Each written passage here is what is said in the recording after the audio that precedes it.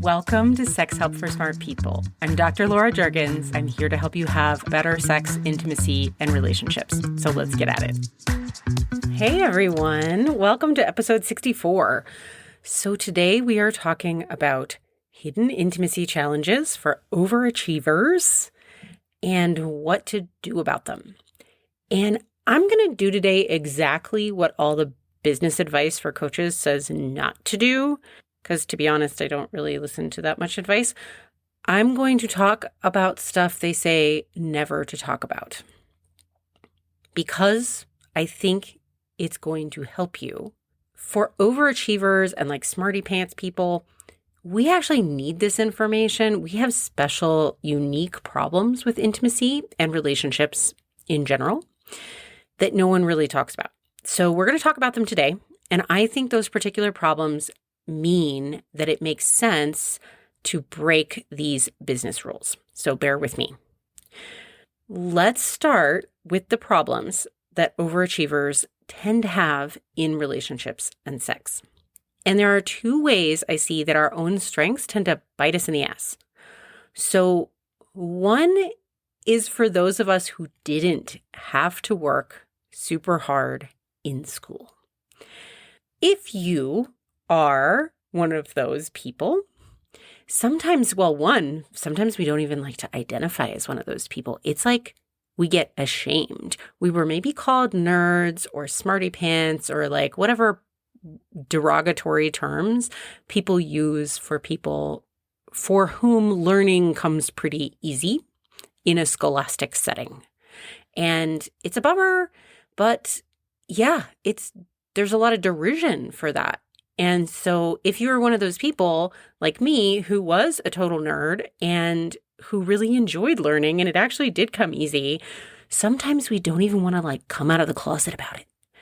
But it's okay. You're a big kid now and we can actually be proud of having some strengths, right? The kid who's like really great at soccer doesn't have to hide that they're really great at soccer.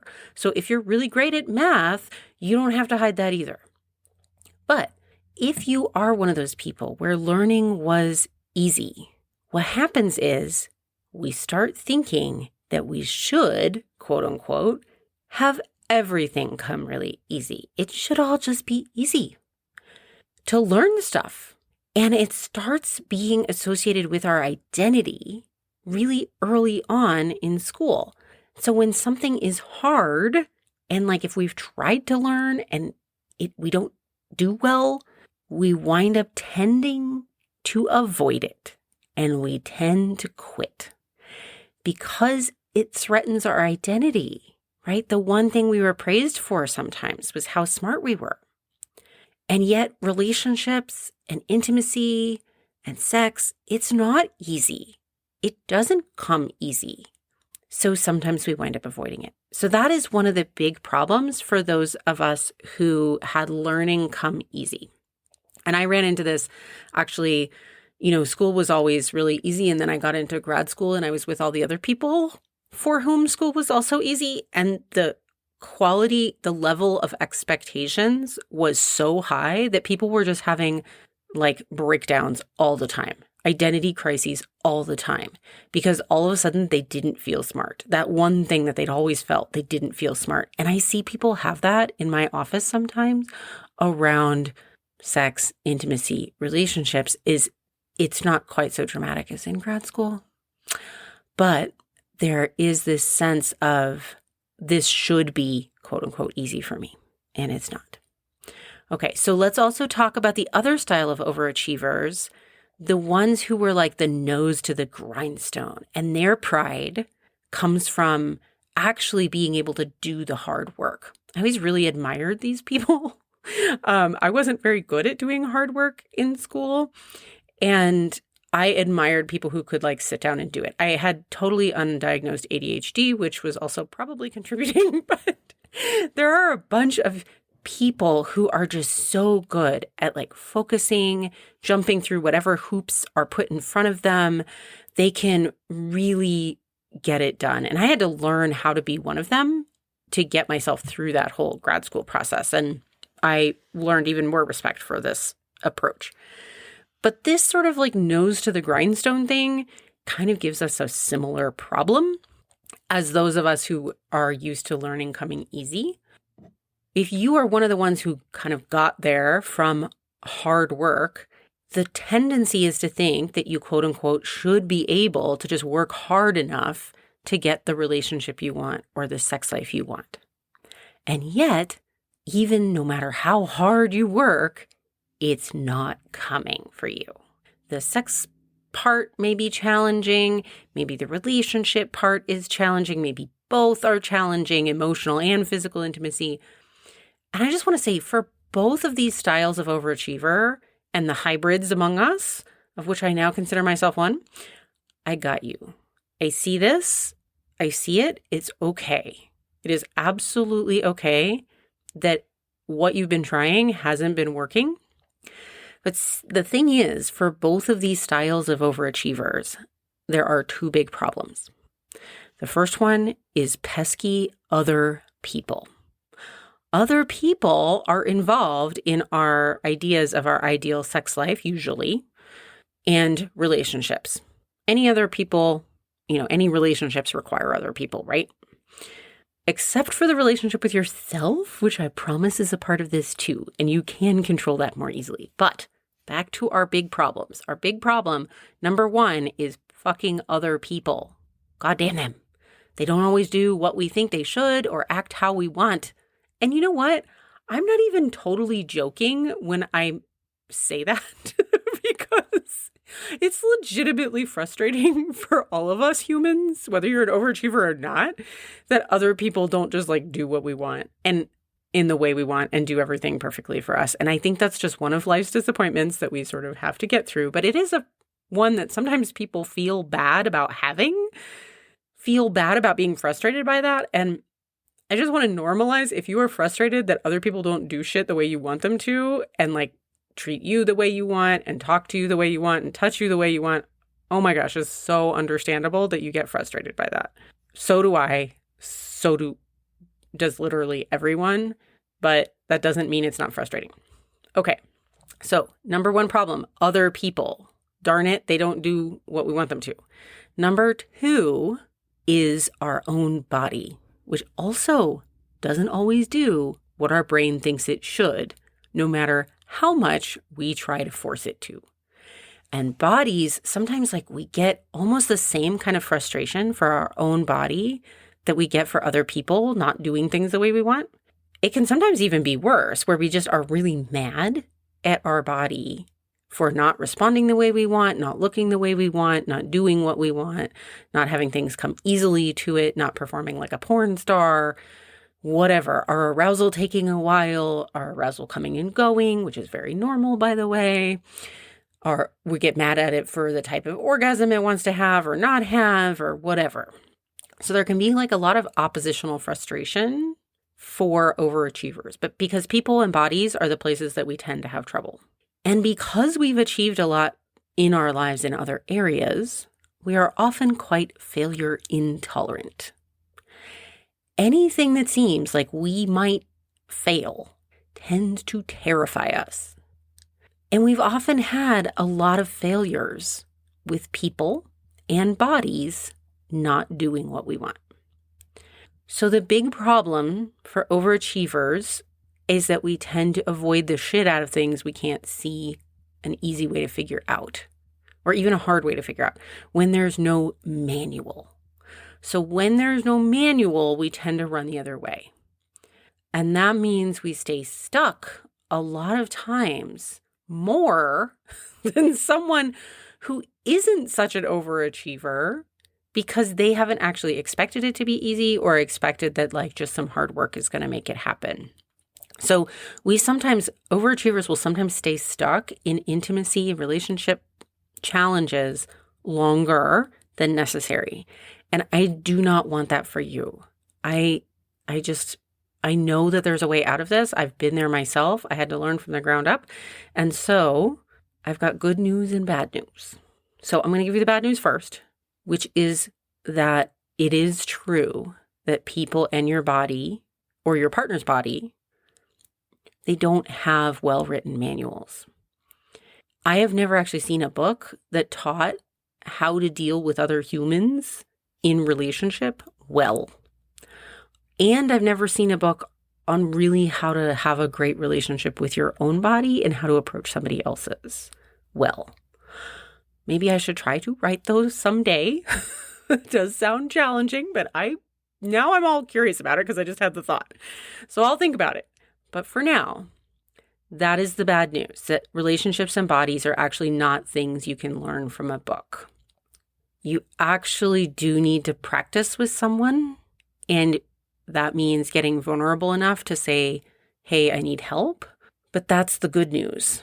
There are actual, practical, effective skills, real skills that you can learn, that everybody can learn, that will help with how you relate to other people and how you relate to your body or their body.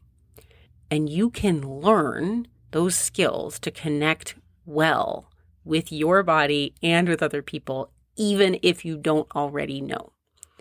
I know that because I did. I had to learn from the ground up, and I had these overachiever issues badly. And that's why my practice now is all about having a relationship lab. So we actually have a relationship lab where we use our relationship to practice real connection skills. I love it so much. It's really fun. My clients love it. It's really fun for them. And they learn so much and feel so much more confident because we've actually practiced instead of just talking about shit. It is better than book learning anyway. It's kind of like, trying to read the manual to your Subaru and fix the engine versus taking an actual masterclass in an auto shop where there's hands-on learning and real feedback and like correction. No, not that part, this part. No, not that wrench, this wrench, right? I think nothing beats hands-on learning.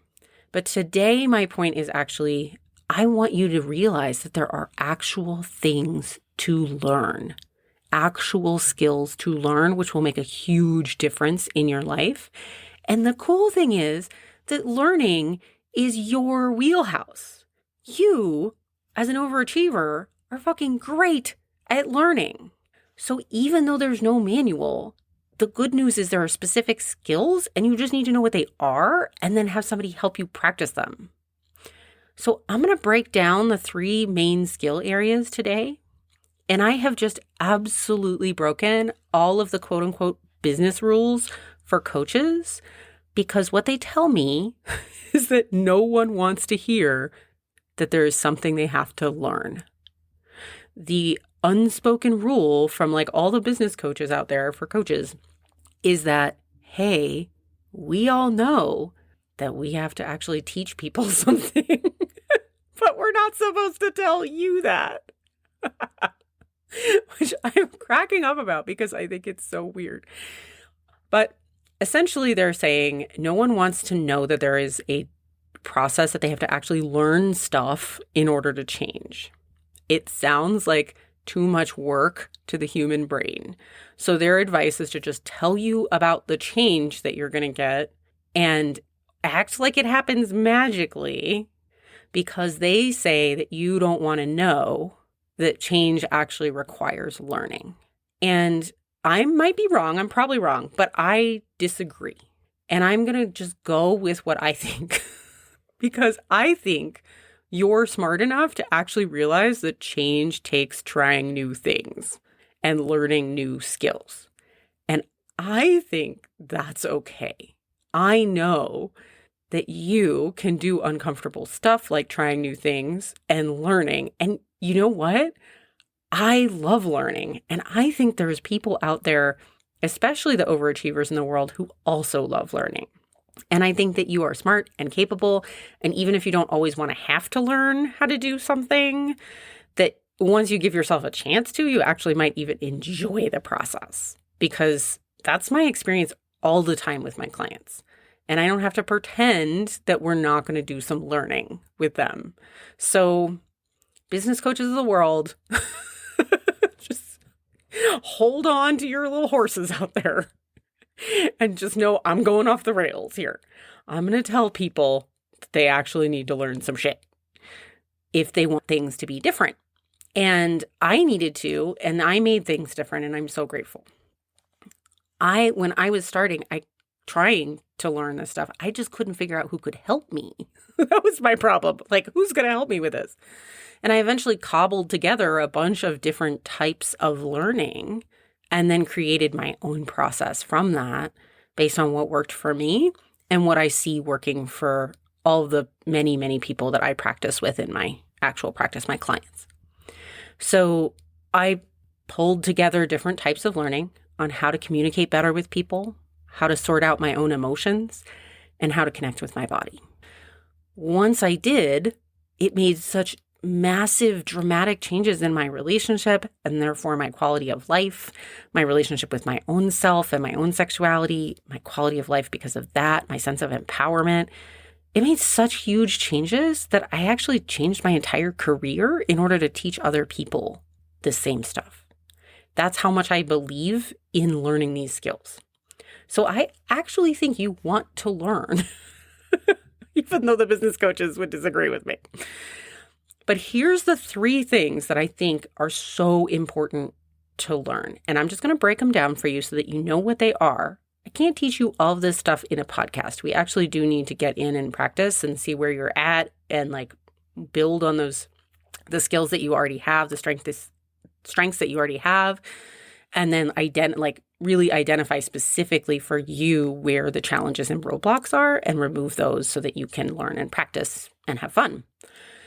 But I do want to outline for you what those things are. So whether you decide to work with me, whether you decide to work with somebody else and find a different coach, whether you decide to try to find manuals out there in the world, if you do, let me know. I have not found any, but I would love to.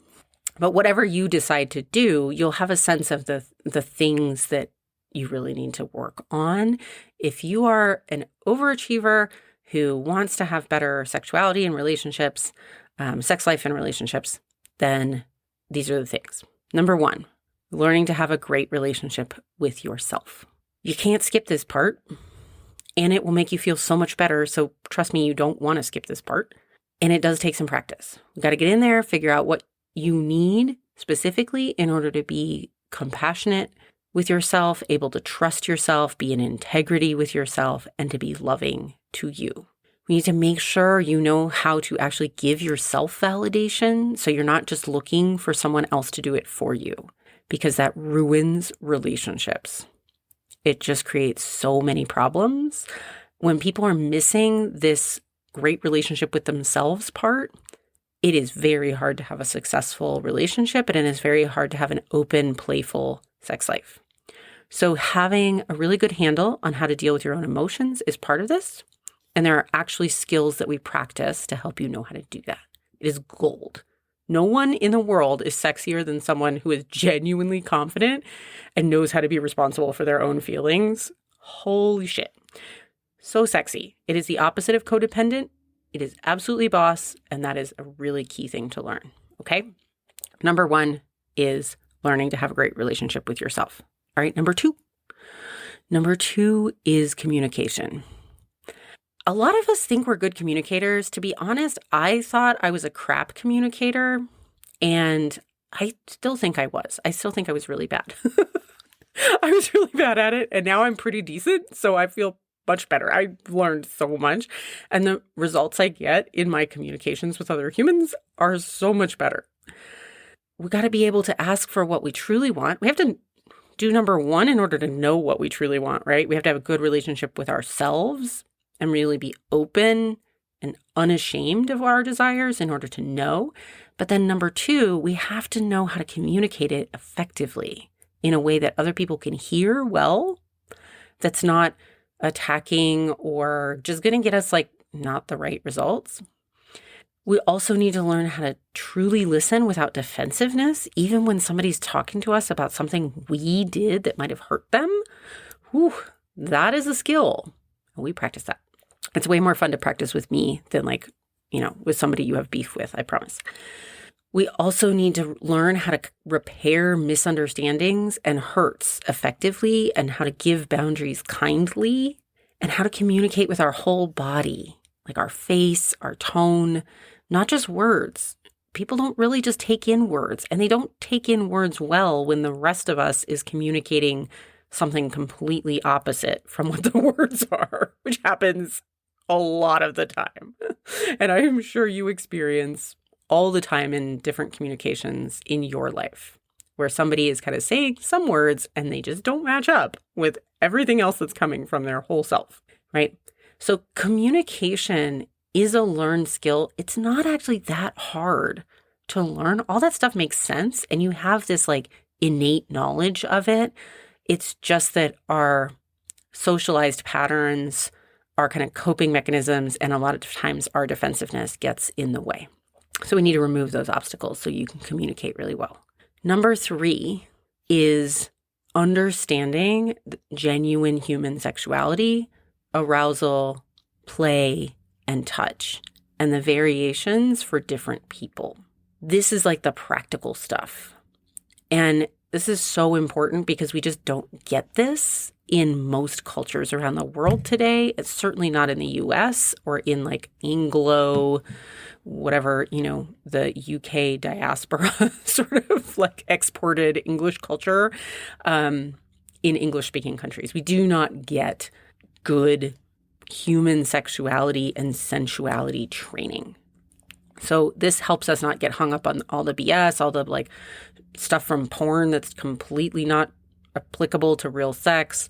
We want to give you the practical stuff so that you are genuinely good in bed and responsive to a lover's desires, and you can have fun and play together, right? So that's number 3, is all the like real, just like nitty-gritty logistics about human sexuality. That's it. Those are the things that you really need to learn. Those are the sets of skills that we work on in my practice, and that I recommend, whether you come to see me or not, that you think about working on if you want to improve your relationships and intimacy. So if you are an overachiever, I want you to just consider right now, does it scare you to know that there are things to learn that you might not have already mastered? Or does it empower you? Just because the business coaches say not to tell you this stuff, that you actually need to learn things if you want to change the way you operate in life, right? I actually feel like it's so empowering. And especially for those of us who are overachievers, it actually helps us to know what we need to know, right? I feel like that like lays a path in front of me that's like, oh, I can do this because I know how to learn stuff. I'm good at that, right? So whether it comes easy to you to learn stuff or whether you identify as more of like a hard worker to learn stuff, doesn't matter. You're good at learning stuff, right? You just might need someone to help you lay out that path and know what steps actually make sense for you. So whether you want, come to me if you want some help. I'm here to help. That's what I do. And you can go to my website if you want. But also, if you just have questions about your particular situation and whether coaching might be right for you in your situation, please also feel free to reach out to me. So my email is laura@laurajurgens.com. You can send me an email and say, this is what I really need help with. Is this something that like fits within coaching? Because sometimes people don't even know if, an intimacy coach actually works on that kind of thing or like how we would do it. And I'll tell you, the business coaches tell me not to ever talk about the process in our free consultations that I do with people who are interested in potentially coaching with me. But I always talk a little bit about how we would approach it because I think it helps to understand at least the first couple steps on the path, right? And then also talk about like where we're going. What does the end of the path look like? Where do you want to be and what's realistic, right? Because people don't want me to sit there and like, I'm not one of these like intuitive guides or whatever that's going to pretend that we're just sort of going to magically follow some, I do think human intuition is important. Don't get me wrong. But I'm not going to pretend that we're going to sort of magically follow some unknown path and get you everything in your dreams. We're going to figure out, okay, what is it that you want? What can we do in coaching and what can't we do? Because there's always stuff that we want. We just don't have time in our life for absolutely everything that we want. Fine. So we just need to prioritize, right? We can get you a lot of it. And in my experience, it's those 3 sets of skills. The understanding all the sort of practical stuff about actual human sexuality, that's number 3. Number 2 is communicating really well in relationship. That's number 2. And gosh, we do not learn that in our society. So there's no shade if you don't already know how to do that. And then number 1 is learning how to have a great relationship with yourself. And I also think we don't get taught that. So needing to work on these skills is very understandable. And boy, I do wish there was a manual, and maybe I really should write one. But I hope for you that it feels empowering to learn that there are actual skills to work on to get what you want in your relationships and in your sex life. All right, my friends, let me know what you think, and I'll see you here next week. Hey, if you're curious about how you could have better sex and connections, go grab my free guide, Find Your Secret Turn-Ons. It's right on my website, www.laurajurgens.com, and the link is in the show notes. I'll see you here next time.